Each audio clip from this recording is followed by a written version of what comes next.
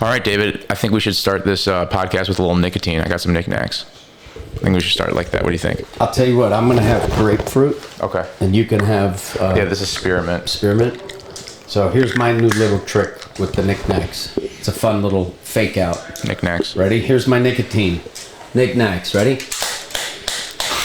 I packed that nicotine. I already got one in. I mean, they're all the craze, you know? I mean, like, we all now, for some reason, in the last year or so, have the permission to have some nicotine, and we're getting information from guys like Andrew Huberman, who a lot of people trust, that, you know, there's some cognitive benefit for, you know, it helps the brain, it helps you think, it helps you focus, and you can have nicotine without any negative side effects, so to speak, at least as far as we know. Right now. Well, I guess the delivery mechanism is the thing that we're concerned with, and nicotine was bad my whole life. And then Andrew Huberman told me it was good, and that gave me the permission to now go explore it for myself, which was Nicorette, 2 milligrams cut into 4 pieces. So I'm getting 0.5 milligram of nicotine so that I can test what it does to me. Yeah, right? I agree. I think some of the negatives, what have you heard are some of the negatives, like high blood pressure? Yeah, there would be the high blood pressure, and it would also be the addiction. Right? My body doesn't get chemically or physically addicted to nicotine and caffeine. So I can cold turkey miss it 3 days, and there's no, like, you know, negative consequence other than I'm not, you know, I like the coffee, I like the nicotine, I like the stimulation. And the nicotine has reduced my caffeine intake significantly. And the nicotine is very, like, there's no jitter, and it's extreme focus. Yeah. And if I'm riffing, I can pull thoughts and ideas from all places with the nicotine just as a performance enhancement drug. Sure. Yeah, I'm the same way. I've been messing with it for a little while, and you know, for me, it's something that I enjoy, and I feel guilt-free now. I mean, I had some problems with it mentally, emotionally, just because I feel like it was always so bad. Yeah. You know what I mean? Yeah. But I don't necessarily feel like I get crazy addicted either. I like it. I can definitely go without it if I had to. At least I think. Hey-oh.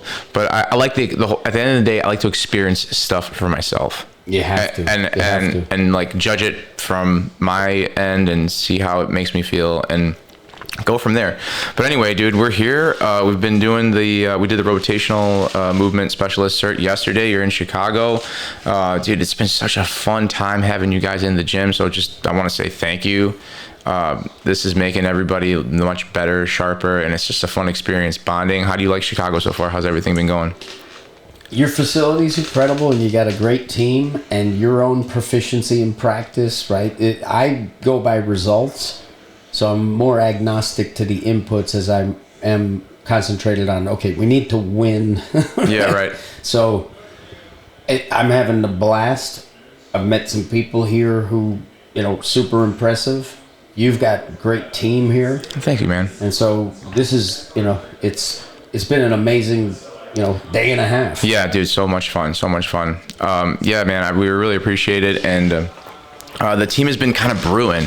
You know, you're the leader of a company, and I've started this 3.5 years. I've been here working for myself for 5 years, and I love the joy. I mean, I have a joy for mentoring young people. Okay, I see your whiteboard. Have a great week, team. Much love, Danny. Yes. Right? Yes. I love this process of taking all this information that I've kind of accumulated in the last 17 years and sharing it with people because it works. And honestly, like when it comes to culture, I want everyone to win. Yeah, you know, if everyone is part of, you know, my umbrella, so to speak, you know, part of Underground, I want them to be the best version of themselves. Yeah. And like, it's been such a fun process getting to know people. So you're a leader of a company. You're an inventor. You have ideas. You know, you prep yourself up and you implement them. Like, talk to me a little bit about how you motivate and keep people inspired. How you motivate yourself, keep yourself inspired. Like, what are some of your go-tos for that? Well, personally, it's a relentless pursuit of better is always the drive. So you're never satisfied that it's the end, right? And when you reach the end, as in you found the true X on the map, then you just drill deeper and deeper and deeper. So X on the map is X on the map. Head over foot is balanced locomotion. That is X. If you disagree, you are wrong. So, and that's a fact. Okay? Let me see you stand with your spine straight, with your head not over your foot. Let me see. Go. Can't be done. Not even for a millisecond. So why are you training it, you dummy? It's because you're an intellectual bully who has created a gate so that you're the keeper of employment for others, and you get to define what's right and wrong, and your peer review, and you have a PhD, and you brainwash tens of thousands of people who don't have an ego that is resolved yet, so they're still in their asshole phase, but they're a good person underneath. So you got everybody doing Palloff presses and tall kneeling chops with your spine straight and all this bullshit that is actually, it is worse than a waste of time in the sense that you're programming neural engrams that will betray you at the speed of life and the speed of the game. Yeah. Right? And I'm the bad guy because I'm the Bosu guy, so I'm the charlatan, blah, blah, blah, blah, fucking blah.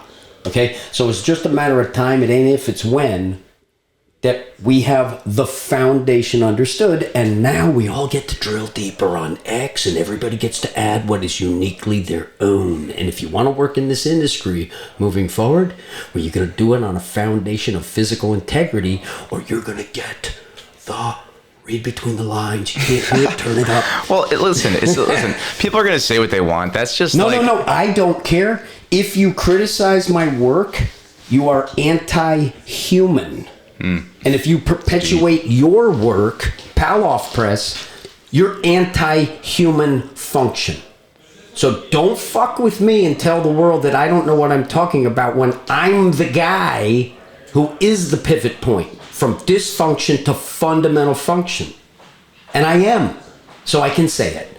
And I can be, come get me. Come get me. And the reason why I have this piss and vinegar in me is because since 2007, I have been, and my Bosu ball has been, the literal toilet bowl punching bag of the industry. It's so fashionable to bash Bosu balls and make healthy athletes weaker. Unstable surfaces, 19 soccer players, peer review study, trained on Dynadisc doing something stupid on them to come to the realization that Bosu balls suck. I'm from New Jersey, and if you unjustly try to harm me, well, then you have an enemy that can't be defeated because he will die before he gives up. And it's more than metaphor, okay?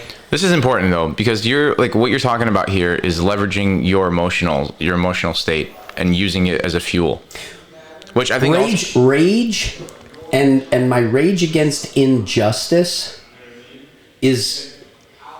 You got to be careful with it because it can be piss and vinegar. Yeah, and right? It can ruin somebody. But the rate, I cannot pretend if I'm angry. What I do is rather than try to deny the anger, I invite the anger, and then through my physical strategy and tactics, I put myself in a position where the rage, I can go deeper into the rage until the coal gets compressed into the diamond. So I have thrown millions of reps of punches. I've done millions of reps of 80,000 hours in that Gladwellian outlier effect. Okay, that's who I am. It's my athletic inadequacy combined with my competitive nature, combined with mailbox money. I had time. I didn't have the burden of delivering a cohesive session. I could explore things that don't work, right? Sure. And I came to insights that are unique and the most important information in the history of human physical education. But it's catching on, obviously. Because... Oh, God, it's because it's when, not if. Yes. In sports, an athletic advantage equals an athletic necessity. Fosbury is high jump. Western roll scissor kick is not. It once was, but it ain't. Do you have numbers on how many Weck method trainers we've certified here in the last couple of years? I don't know exactly because there's a big online contingent too. Yeah, well, I mean, you guys are doing workshops all the time, all over the country. Well, we also have a huge presence in Asia where they aren't encumbered by that sort of asshole behavior. They're much more just neutral to, okay, what is the what best? Works, what doesn't work. Yeah, exactly. How do we feel? What are we seeing with our people? So they are quicker to recognize the opportunity that if you got to skate to where the puck is going to be, because y'all skating to where the puck is, which is dysfunction. If I program neural engrams into your body, your nervous system, your muscles, everything, and now you're uprooted and stiff, well, I've just betrayed you as a human being, and I'm trying to help you move better, feel better, perform better. And at the fundamental level, I'm not congruent with efficient locomotion. That is like the stupidest thing. What right do you even have to teach me anything if you can't even teach me to walk with balance? This is just such bullshit. It's interesting. Well, I mean, you got people that are examples of... but I want everyone. Yeah. The early adopters are only a process to reach to the late adapters, but nobody gets out of here without balance and efficiency. Because you're not going to work in the industry that I work in and cleaning up. I'm getting rid of the dysfunction. I'm just saying you guys are fundamentally dysfunctional. You're bullies, and I'm going to humiliate you with the humbleness that you need, that you lost. You lost. You're no longer the thought leader. Catch up and add what's uniquely your own. You already have a huge audience. Atone for your fucking sins. Who are you speaking to specifically? Like, I'm talking about the 5 or 6 people I block every day on Instagram. On X, I don't block people because on X they know better than to fuck with me. Okay. Because that's the public forum, and now you're there. Is it academics mainly, or like people that are? It's academics. It's Brad Schoenfeld of the NSCA. He's a fellow, and he's actively campaigning against the Bosu ball, posting posts to hit. It'll have like a lot of influence, right? And he's posting like a Bosu ball with a guy on it with a big X through it saying, "This will not make you stronger." It's like, fuck you. Joe DeFranco, he loves the Bosu ball. He admits that, yeah, we used to bash on it. It was fashionable to do. But Joe DeFranco loves to bench press, and the only way that he could bench press without pain is a Bosu ball with dumbbells. Isn't it undeniable? Yeah. Well, no, it's not undeniable. If I'm willfully ignorant, then I can deny and deny and deny until the marketplace doesn't allow me to do this. A Fosbury flop. 1968, Fosbury does something nobody else ever did. He wins the gold medal in the Olympics, and he sets the Olympic record. 4 years later, they're back to the old technique, winning the gold with a lesser jump than Fosbury, who's not even as good an athlete as the guy who wins, because the experts were assholes. And if you're an expert and you're not a true expert, your greatest fear is being found out or being found out. That's your greatest fear. Because then you're no longer top of the pile. Yeah, well, that's why people have, like, even the good ones have imposter syndrome, because people who truly feel like they want to help others, like, sometimes when they get to a point where they're actually having this massive effect, it's like, oh my God, is this really what I'm doing? A lot of people have that. Well, it's a bully culture, and you go to school, you find out that kids are mean. That's just what it is. Yeah. And there's hazing and all that shit. And what I do is I hate bullies. I've always stood up to bullies. Sure. When I was in first grade, I kneed a 5th grader in the nuts, and guess what? He didn't bother me ever again. And, you know, you're not going to get fucked with. Yeah. Because that's what guys do to other guys, okay? And it's always guys. Women don't hate the way guys do. Well, I would argue that that young girls, they do the emotional stuff. They backstab, they manipulate. Oh, yeah, but that's not teaching people how to squat. Yeah, right. That's it's not the physical. That's the social hierarchy, and, you know, oh yeah, you're gonna backstab it. Yeah, they do that, but they don't aggressively go online and bash Bosu balls, right? Yep. They just don't do that. Well, also too, in our current culture with media, like, that type of divisive headline gets views. Yeah, and that's what it does is it gets praise from the peer review.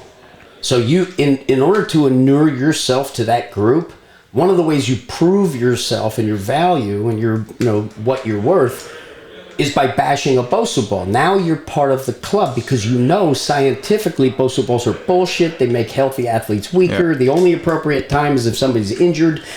And that is the narrative in the script. And their fear of being ostracized by the other peers causes them to all look inward. It's a circle jerk, and they can't even assess anything that's anecdotal. It needs to be science. Science. Isn't it like pretty well known that there's a Bosu ball in every single gym and physical therapy clinic. But the problem is that at the college level, the pro level, and the high school level, the more serious your football program is, the more likely it is that you hate Bosu balls, because that strength coach has been indoctrinated in the same narrative, built on bullshit. Well, so what that does, if you calculate from 2007 to now, you're talking 17 years. Yeah, that's when I started getting in the industry. Okay, so 17 years is when peer review said that stiff, rigidity, and neutral is the most stable and powerful you can be to move.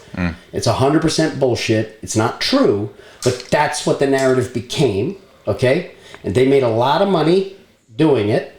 And how many Bosu balls have not been sold as a result of their slander, lies, misinformation? Yeah.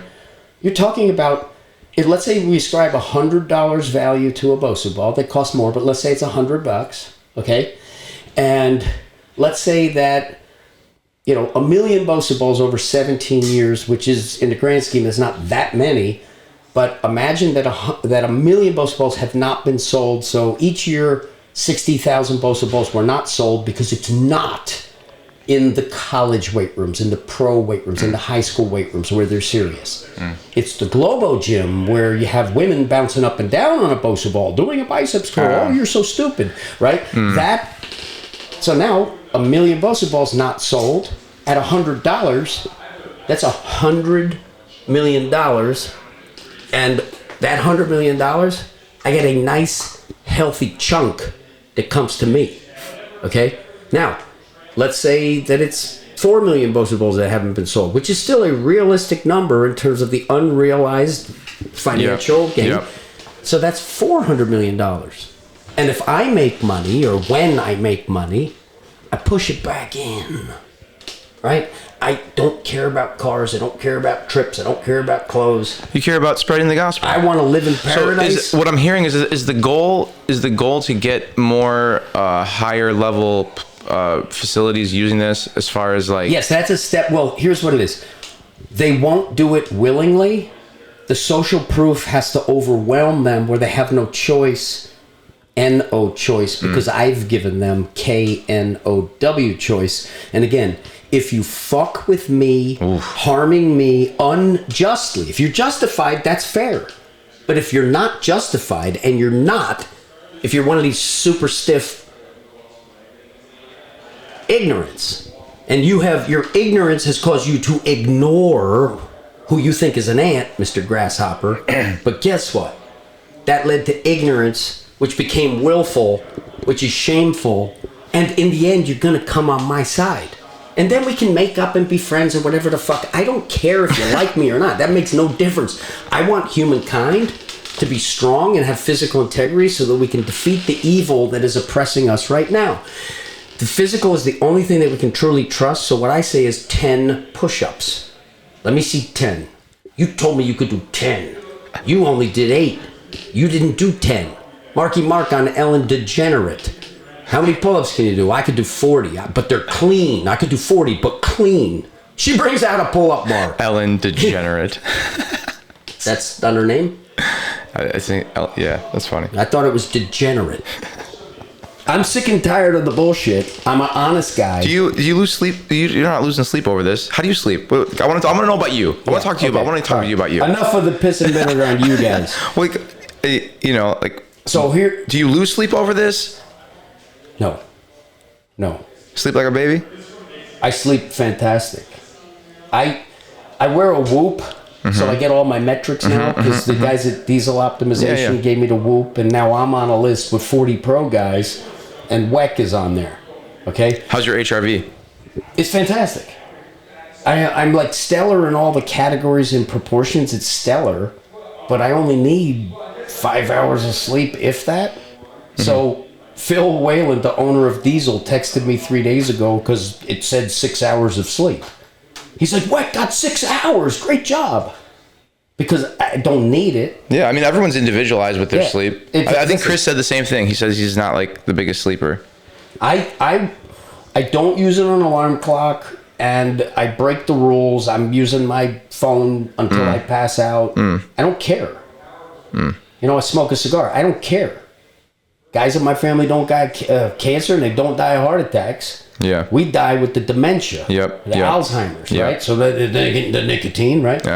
And the exercise, right? All that stuff. No, and same thing with me. Like, even, I know this might be like a switch of topic, but do you have like examples of like living through seeing somebody have dementia or Alzheimer's? Oh God, yeah. My grandfather died at 94, and by the time he was, so you watched that deterioration process. I remember being in his kitchen years before he died, where I saw him reach up, open the cabinet door in the kitchen, and I saw him forget why he had opened it, and I saw the frustration. Yeah. Because he was, his IQ was off the chart. Yeah. Mathematics is where my family thrives. Like I have two brothers, and they are off the chart IQ. Right? And my IQ, I'd say it's off the chart in certain areas that are different than that are different than their specialty. Sure. Yeah, like when you see that disease unfold in front of your face. So you met my mom. Oh, right? Your mom is the best. Oh my God. So let me tell you something about my family, my mom. So she took care of her parents, my grandparents, and they were young, 67, and 67 is when my grandmother started the first signs of Alzheimer's. Okay. She was looking at herself in the mirror, not recognizing herself, accusing my grandfather of having another woman hiding in the house. Every time I go into the bathroom, she's there. Fucking wild, right? So I saw it from the beginning, and I'm like, holy shit. She starts hiding stuff, accusing my grandfather of this and that. And little by little, she forgets all her basic, motor skills, and, she turns into just like a body. Over the course of 6 or 7 years before she passed away. It was unbelievable to watch. And then when my grandfather finally realized what was happening, it happened with him too.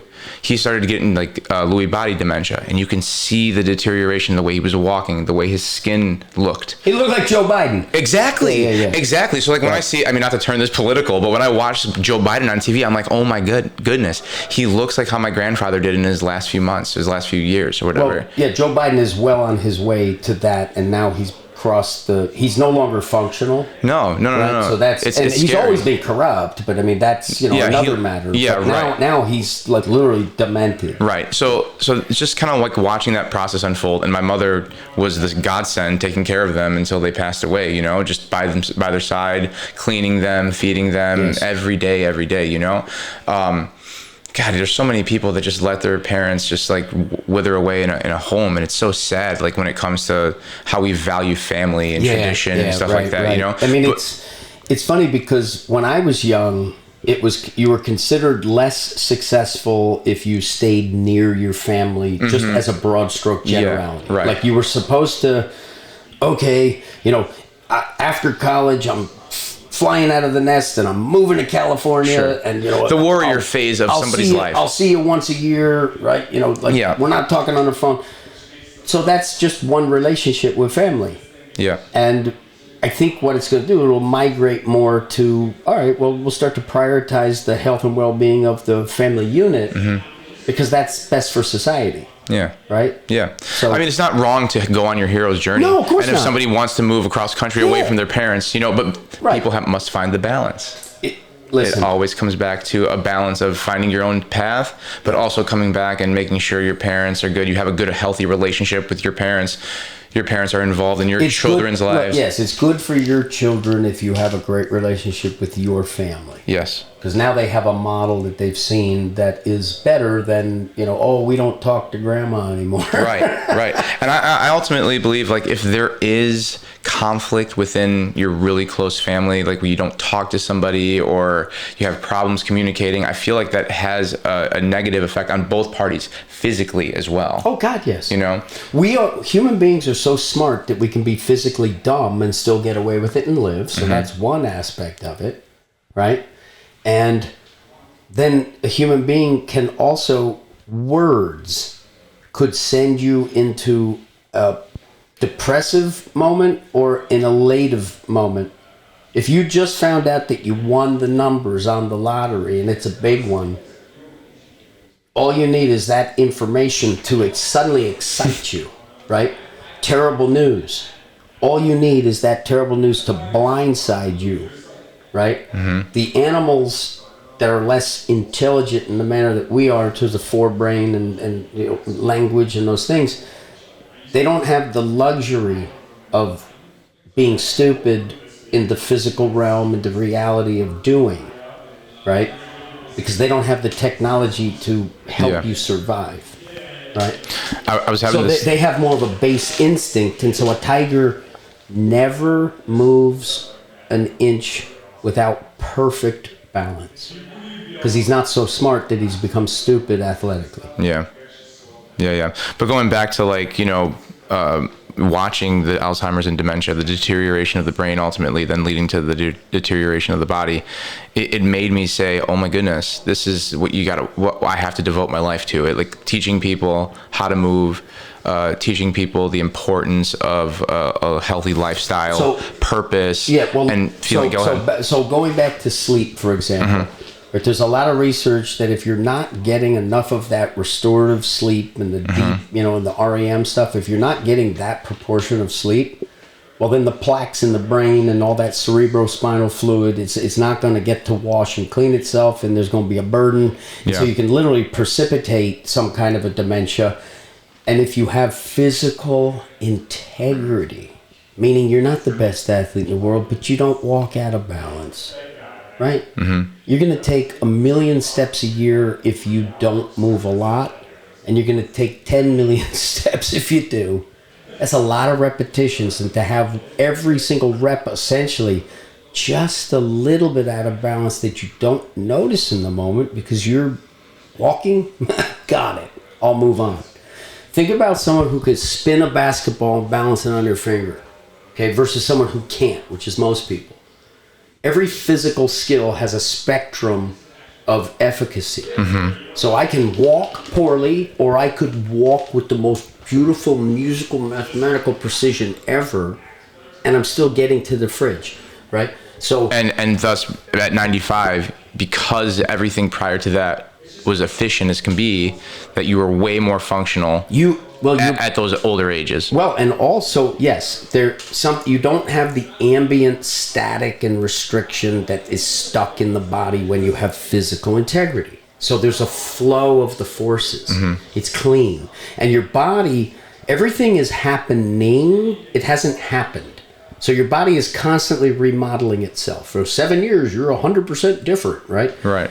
If you quit smoking and you live 5 years, well, then you're going to live as long as if you didn't smoke, essentially, right? Because there's that restorative process. Right. Now, it's all the specific adaptation to the imposed demands. So if I have static and restriction, well, that is a demand that is imposing a specific adaptation. And now I'm not modeling bone tissue and ligament and tendon and muscular tissue according to clean fluid movement. I'm modeling with restriction built in. And then it causes pain. It causes dysfunction, causes pain. You're not performing as well. It's because your personal trainer had you do pal-off presses. I'm serious. It's the most insidiously harmful exercise in the history of fitness. Is the pal-off press. It's harmful? Yes. It's a motor engram that is counterproductive to you being successful in sports. If I'm being uprooted and I'm trying to defend it and I'm tight, that's exactly what I don't want the nervous system to get good at. Interesting. If I'm in a pal-off press, I'm so weak and I'm getting uprooted. If I just turn into it, now I'm strong. I tend to think, though, some exercise is better than no exercise. And if that's No, a pal-off press has zero aesthetic benefit. There's no cardiovascular benefit. It's an isometric position that will not change the shape and the look of your body, and it is counterproductive to you landing, loading, and launching off the ground. So it is a bad exercise, and you would be better off not doing anything than doing a pal-off press. You hear that, kids? It's just true. Take that shit out of your workout program. No, take all of the anti-core bullshit out of your workout and understand that stiffness is not proximal. This is meaty, fleshy, flat tendons, short tendons. This is pressurization, okay? It's the volumetric displacement of the fluid proximal that now can interact with and relate to the distal, right? And it's all spiral dynamic. And so when I understand how to harness the spirals with correct intent, now I'm moving perfectly. And I'm saying perfectly. It's truly, I move perfectly. The king. I move perfectly. I'm not the best athlete, but I move so well. Speaking of athletics, you played college football. Yes. Division III college football. Because there is no Division IV. No, I had an amazing experience playing Division III football. I think more kids should go. You played Division III football? I played Division III football for 4 years. Where? At Concordia University, Chicago. Oh, shit. Yes, sir. I played at Williams College 4 years. Fuck yeah. Division III. Division III. Absolutely. That's right, Helped dude. form me as the person I am today. I honestly believe that. I had the best time. Now, I'll tell you a little bit about my college football career. I never played football in my life. I was a soccer player. Okay. So I was like very turned on by the whole kicking aspect of things. Okay. Right. So I was just, I wanted to go back. I was a personal trainer. I wanted to get into education and find that route. For some reason, the big box gyms being so sales oriented, it really turned me off to thinking about living that lifestyle. And I didn't understand other levels of the fitness business to open up a gym that then and there, So I went to the education field, but at the time I was like, why don't I just walk on this football team and see if I can give kicking a shot? And I taught myself how to do it, learned it, but loved every second of it, super turned on by it. So yeah, I kicked for 4 years, and then I played 8 years in a flag recreational league, which I fucking love, and played at a high competitive level, which I still like to get my animal out and play and just fucking kick again. And now I'm training a bunch of like young kickers, punters, college level pros, and it's something that I fucking love. But like, you played, what were some of your limitations, and then how did that form you today? Like what did you start doing then that wanted to make you a better player, because that was in you, right? So high school football for me was basically no education in the X's and the O's to understand the game, so I was more just reacting. Okay. You knew your role and your responsibility, but you didn't know the complexity of all the moving parts. So in college, I learned the X's and the O's, and I did so with film study. So when I came to college, it was 1988. And so for my first 2 years, it was 16 millimeter black and white film. And then my junior and senior year went to color video with a dial, right? So, man, you really seen it all. But so I would literally, I remember when I was thrust into the starting role as a sophomore at free safety. The guy who calls the defense and calls the audible to change it based on what the offense is. So the quarterback of the defense, essentially. Well, middle linebacker or safety. You're the quarterback of the secondary and the coverages, and that relates to the linebackers, and it all relates to every X and O. So I studied film. I studied as much as 20 hours of film. So on Saturday, my keys and reads are like, I am able to interpret what's going to happen. And then I also had the benefit that Neil O'Donnell was a professional quarterback in the NFL for the Pittsburgh Steelers and the New York Jets. He was a senior in my high school when I was a freshman, and then he went to Maryland. And so every summer, he would always throw patterns to receivers. And I show up, and I'm a D-back. And so what I did for my first year in doing that, all I did was run patterns to figure out what I'm trying to do to the D-back. And there's nobody on that field who's less than high-level Division I with professional aspirations, and there's me, Division IV, trying to hang with that. So when they're practicing to play against people that are just as athletic as them. So there's certain rules that apply. Sure. A three-step drop defines, there's 3 patterns he can run. He can slant, he can out and up, so he could do a fade, he could do a slant, he could do a stop. That's all he could do with 3 steps. So I worked out the perfect way that I could respond appropriately. So I was the best cover guy on my team. And I wasn't the fastest, I wasn't the strongest, but I had the most mental acuity to position my body correctly. And you learned this from some of those older guys, you said? Well, I learned it from my head coach, because he studied film. Like he would put together, like, on Thursday practice, you're doing the walkthroughs, and he holds up a card, and the look team on offense is going to do that play so that you've seen that play. And he would literally be like, Ben, they ran this play 10 years ago. I haven't seen it since, but here it is. So if you see it on Saturday, you know it. So that was the thorough nature of his dedication to the craft of football. And he was my positional coach and my head coach. So I was able to model that level of commitment, right? And so that gave me the insight that film analysis is an essential component to learning something most thoroughly. And then when I graduated from that, I just shifted the focus of X's and O's to biomechanics and using the footage. And I was doing footage study back when it was like you had the VCR tape, you had to tape the television, right? Before TiVo and shit, right?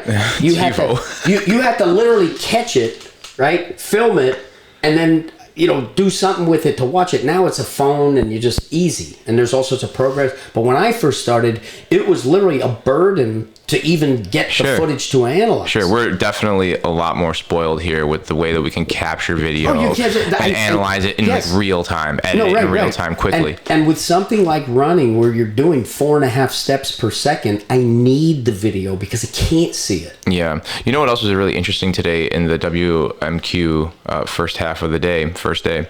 We were looking at the diagram of the internal external torsion and what muscles are light up when you're doing each exercise. Right. And when you're looking at the diagram and the colors you're supposed to see and the muscles that you're supposed to see lighting up as you're doing it. Yes, it's so helpful. Man, I've never thought of that. Well, what it is, before. here's what it is. Everything is going to be built on your intent. So you need to have correct intent. Otherwise, you're aiming off target.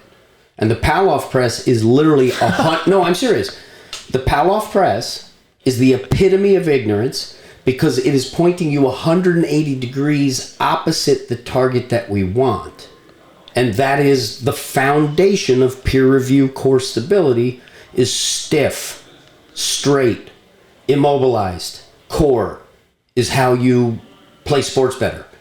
And then they say things, right? Stuart McGill is the highest level guy that all of peer review bases their training and philosophies on.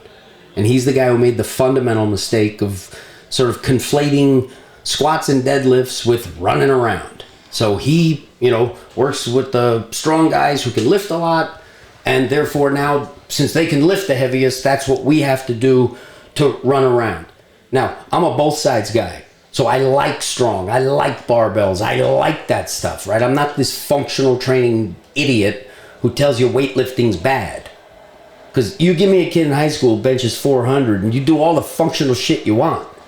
You're not going to move that guy from the nose tackle, right? You're just not going to do it. Because he's so much stronger than you, right? So I want you to be strong. The reason Chris Chamberlain works with me is because he hit a 45-pound PR single-arm bent press after he spent a half an hour with me and me teaching him the Weck method. What were you doing specifically? Some rope stuff, right? Coil. Just coil. Coiling. I didn't teach him ropes first. I taught him the coil. Just body weight on the wall? No, not even on the wall yet. We figured out the wall together because it was like a more consistent, easier for someone to get it. Yeah. And the problem with me is if I'm teaching you, anywhere in the alphabet, I might not start at A, B, C. Right? Yeah, right. We might start on W. You know what I mean? And so Chris is a better coach for just making it step-by-step progression that everybody can succeed with. If I'm working with you individually, you will become badass. As a teacher... But as a group and stuff, we'd all have an amazing time. You'd learn stuff, but you would have less actionable Monday morning information if I taught than Chris teaches. Yeah, definitely. And I appreciate and I watch the style of teaching. I watch the progressions and how they're so well put together and thought out. Yes. Especially just now doing the rope stuff, going from one thing at a time, learning the matadors, and then going from wrist, and then going up to the forearm, and then going all the way to the shoulder, and then doing the finger, and then all that build up. That's an intelligent design. It's not just genotypically. You have a genotype that is your DNA, and that's the code, and then you have the phenotype, which is the expression. And depending upon the circumstances, a genotype could express good, a genotype could express bad. So right now, the fitness industry, peer review, the highest level of scientific, validation or whatever, since it's wrong, you have a fundamental problem that can't be solved unless you have correct intent. And long ago, it was life and death. There was no such thing as an empty-handed fight long ago.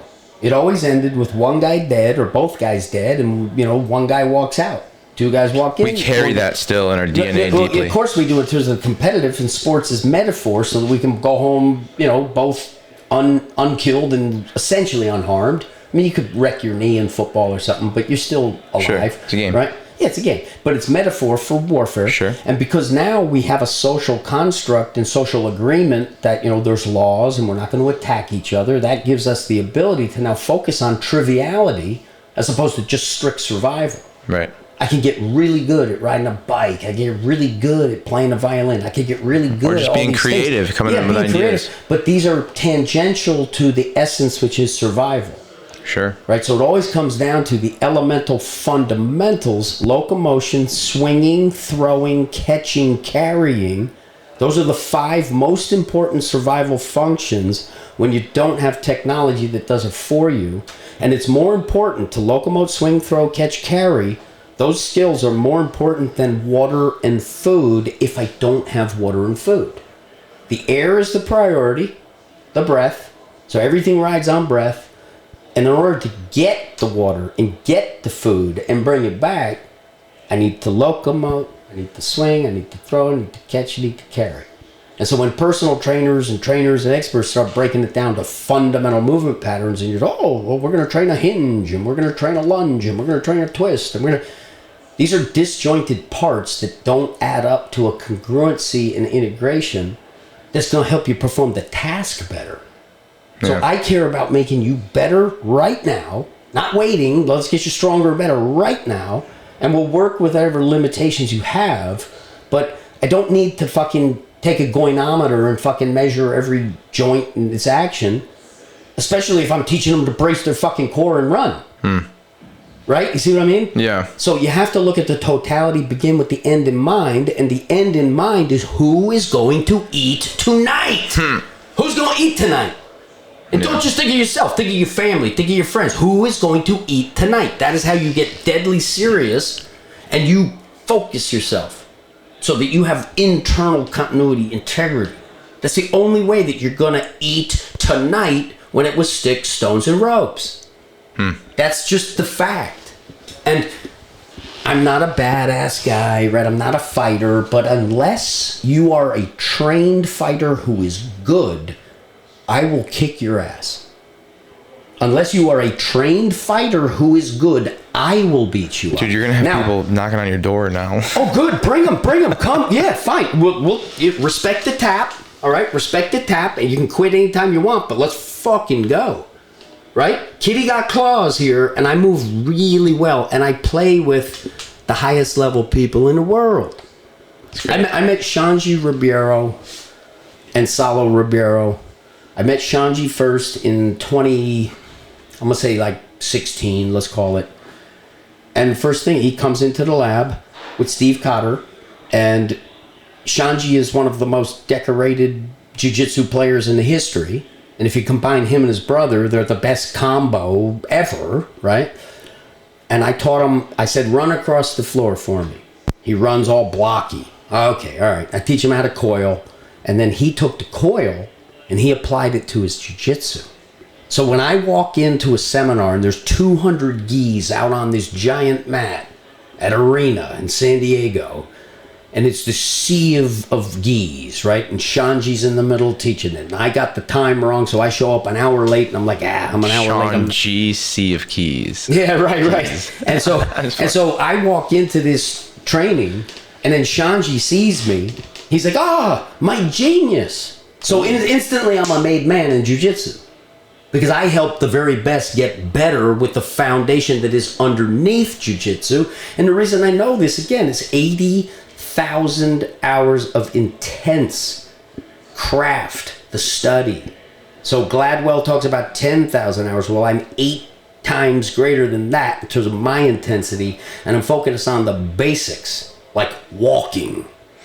Yeah. Well, okay. So you invent the Bosu, and that becomes a hit. Yes, right? And I knew it would. Yeah. Like I knew. What was the marketing behind that? Like you bring this to the industry. Like how did you figure out how you were going to get it everywhere? And then once you did get it everywhere, that freed up your mental capacity for creativity because it gave me the financial wherewithal. Freedom. It gave me the financial wherewithal to do whatever I want to do. Yeah. And still, all the bills are paid. You're eating great food. Yeah. Like, I have the luxury that I can, spend $40. My daughter wants pokey. Yeah. That for lunch, that's $35. At least. At least, right? So, now she gets her order is $35, right? But that's just lunch. Yeah, I know. Right? And then she likes really good steak. So, steak for our family of 4, you talk about like $150, $170, $180 for just the meat that you're going to cook, because it's great meat. Yeah. And I'm so blessed that I get to do that. I don't got to go to work to do it, but I work. So I'm always looking for growth and relentless pursuit of better. Sure. And so that freedom to have all that time was what it was. So when I thought of the Bosu ball, what happened was I was on a big stability ball. I was watching the Knicks lose the finals in the NBA, and I was a Knicks fan, lived in New York City. And I fell off the ball that night doing something really soft. Like, closed my eyes, I tilted my head, and I just, boom, I fell, I bounced, I flipped, I landed on my neck, started kicking my feet to make sure I still could. I'm thinking to myself, well, how do I still do this form of training that's making my body so much better, my feet so much stronger? And I'm like, what if I cut in half? And then it was like, holy shit, what if I cut? I've never seen that. They sell 3 million stability balls every year in the United States alone, and this thing has more utility. It'll cost more, but it has more utility than a ball. And it does something that no other device has ever done, which is a balance of the stability, the platform. That thing is not moving. It's underneath you with the unstable, stable. And that allows me to load the Bosu ball with multiple times body weight without the fear of breaking my ankle. And that's the fundamental difference between a Dynadisc and a Bosu ball. Is that's just an air cushion that will, you'd have to study it for 10 years to be able to jump on it. And then you still might get hurt.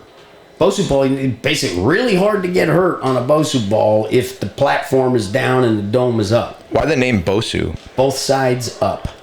Both. This and this. And then it changed when I met Dean Brittenham. I sold. Bosu. So basically, my marketing strategy was this. I'm going to build these you have the intellectual property, you have the manufacturer, you have the marketing. And all trains have to leave the station at the same time, and you can't make it public until you have the IP secured. So as soon as I was patent pending, 10 days later, I was in Park City selling the very first units ever made that are wood and the stability ball cut in half and all glued and taped together. And he recognized the benefit. They bought the 2 that I brought, and then they ordered 24 more. And each one took me 6 hours to build, but I was marketing. And I was selling it for only $100. So the cost to make it was more than $100 if you add in the labor. And I recognized, like, okay, that's marketing. But I'm selling it so it has value, because if you give it, well, then what's it worth? Right? So I did that. It was first the ski team, and then it was the New York Yankees, the Los Angeles Lakers, the New Jersey Devils, and then the Ravens and the Rams. And the logic there was all these teams are championship teams, right? They're my first target. So if you validate at the highest level and you can make the best better, well, now you have something that has potential to be universal for all people. But if you can't make the best better, well, then by definition, it's not universal. Right? So the validation was the first thing. After the IP was secured, patent pending, and then it was seeking the factory manufacturer at the same time. And I worked my ass off, right? I could tell you stories where I stayed up for 3 days to, get that thing right, to get it to Shape Magazine, to get it to the Bahamas in time. And, there's a lot of stuff that you got to sprint in that marathon. Right? Sure. Because if you don't sprint, you miss the bus and you're sitting on a bench. Whereas if you sprinted, you could be sitting on a bus seat and be moving. Right? That's what you want to do. Is you want the passive progression. You don't want it only to progress if you're in it. Right? So you're leveraging constantly. And I knew it would be a hit. And I reached a point where now I was 2 years in, and I was like, I can either do it myself and go after the money, or I can license it to, it's going to sell enough units that license is less than doing the business, is big enough that it feeds me, right? So I can do whatever I want. And using that opportunity, was how I learned things. So licensing it was a strategy to say, I'm not going after the money as much as I'm going after my education. And this is so successful that it spins off enough to me that I have no burden to the financial aspect of my life, which is that's the American dream. Yeah. Right. To invent something or to do something and right. then to get the prize. Right. Yeah. That motivates us to work harder than we otherwise would if it was just, everybody is, it's equity. Right. We live in capitalistic society. So like that, the system rewards innovation. Well, it's merit. It's like the best thing possible. Capitalism in its ideal is an equal exchange of value. Sure. Right. That's what capitalism is. Right. It gets bastardized and people cheat and stuff, but as essence, it is the fundamental of how you interact and make the whole thing better for everybody. Right. Right. So you have to reward the risk. Sure. Right. You have to reward the risk when you overcome it, it pays off. And in this capitalistic society, there are others out there that are trying to tear the other good ones down. Yes, correct. Because it's a strategy. Well, also in rental cars, Avis used to run a commercial that said, choose us because we're second best. We treat you better, right? It's less expensive. Hertz is the biggest, but you should come with us because we're not the biggest. And we're number 2. Now, in sports performance, you cannot market your wares and your services, your stuff, as second best. Like, why would I ever go to second best? I want best. Right? So everybody has to present their wares as the best. And if you don't, well, then you're not even in the competition. So you have to, mine's the best. Yeah. And when it's not the best, now you all the shenanigans and all the nonsense, right? And it's very, very mean, right? It's mean. It's I'm gonna drown you out by rejecting you, ridiculing you, and slandering you, so that I can stay in my position of authority and power and financial reward. Yeah, I'm not saying that it's a good thing to do that, but I'm just saying no. It's the reality. It's the reality. It's the reality. Yeah, it's like in relationships. And here's how I operate. I never attack first. I'm not the aggressor. They are infringing upon me, and I am defending myself for the betterment of everybody. Well, right now I'm a supporter. I feel it. I feel the benefit. This is so much fun that we're here talking and sharing this information. But we've been talking for a little bit. Let's reset. Let's go back out there and do our thing. But dude, this was a fucking great conversation. Exactly what I thought this was going to be. So yeah, man, until the next time. Amen, baby. Every step stronger for everyone is where we are going. And that is going to be the biggest factor that there is to make the future better than we can imagine it will be right now. Or it's going to be a dystopic nightmare where evil wins. God doesn't want evil to win. God wants a really good game. That was triple overtime is really fun, right? But I think God has carved it out such that no matter what, at the end, the good guys actually win. And if I were God and I came down and I looked at Earth right now, I'd be so fucking angry. You know what? Fuck, I'm gonna ask the question. How do you what's your belief in God? How do you define God? And what God is the source and the creator. So that's God is the one who created the whole thing. Okay, so it's not a lesser God, it's the real God.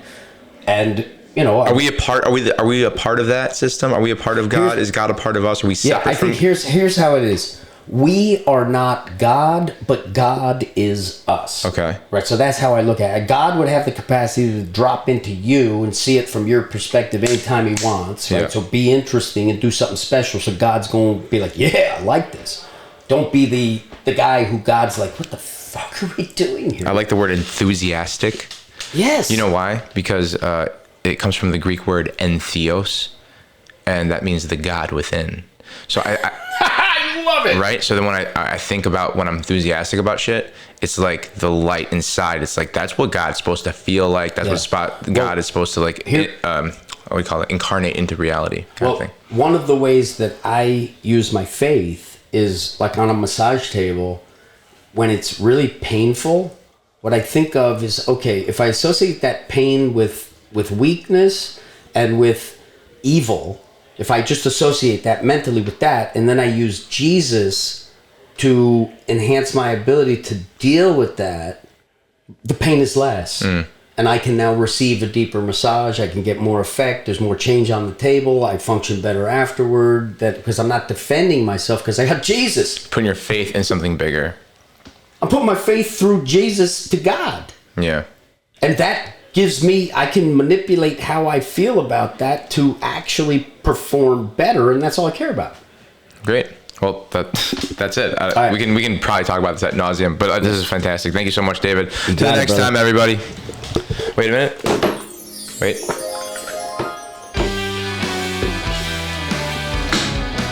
And that was the podcast with David Weck, Weck Method. We're here in Chicago, Illinois, Underground Fitness Studio, Park Ridge, Illinois, Underground Fitness Studio. 2-day, 3-day seminar, RMTS and WMQ. This is so fun. See you later, everybody. Hey. All right.